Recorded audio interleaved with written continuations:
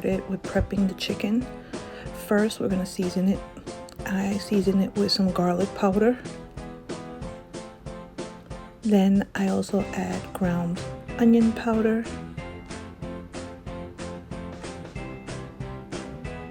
some adobo,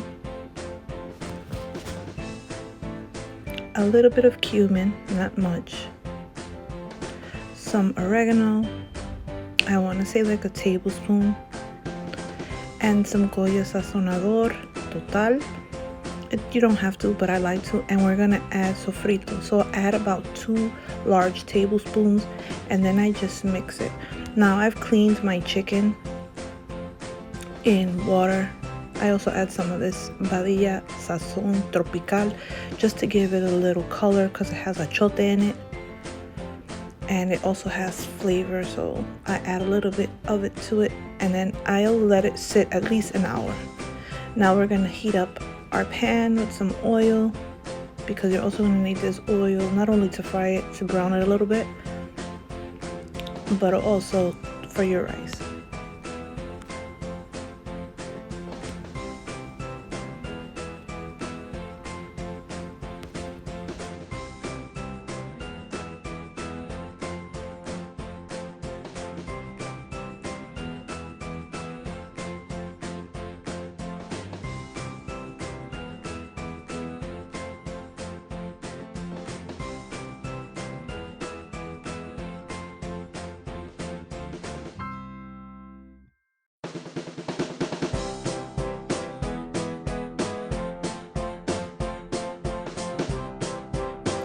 So we're just browning our chicken a little bit. You don't have to totally cook it. So once you see it just a little slightly brown, you want to take it out.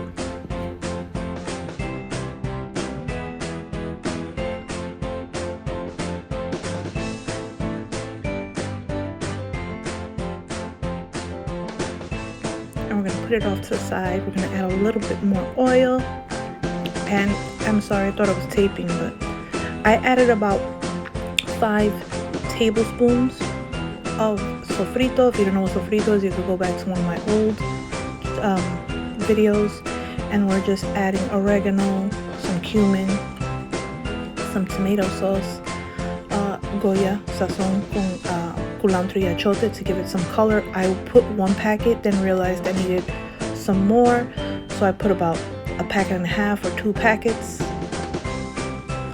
I'm adding the rest of the juice that the chicken was in the beginning that I had seasoned. You don't want to leave that out. If you have some, it's better.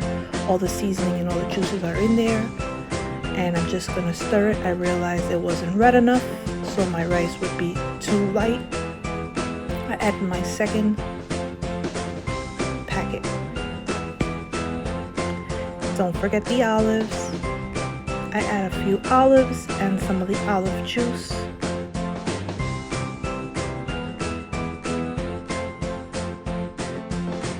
Just let it cook down or sofreír, and once you start to see it get like this, we're gonna put the chicken back.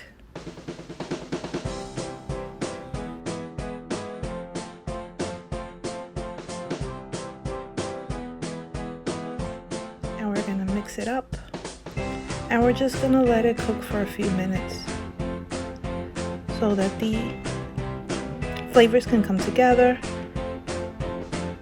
before we add our water. So I added about 4 cups of water, just so you guys would know. And I want to say I added about 4 or 5 cups, about 5 cups of rice. So I added just a little bit of the seasonings again. So a little bit of adobo, a little bit of the sazonador. That's some black pepper that I'm adding, just a little bit, just a sprinkle. I start out with a little bit of salt. Then you have to taste it, of course. In a spoon, I realized it wasn't enough. I added a little bit more, and I also add a little bit more of the garlic powder and the onion powder, just only to give it some more flavor. Sometimes I'll add chicken bouillon, but I'm trying to stay away from it. I've been doing the sodium free. So once you start to see it boil and the chicken has started to cook through, you can add your rice.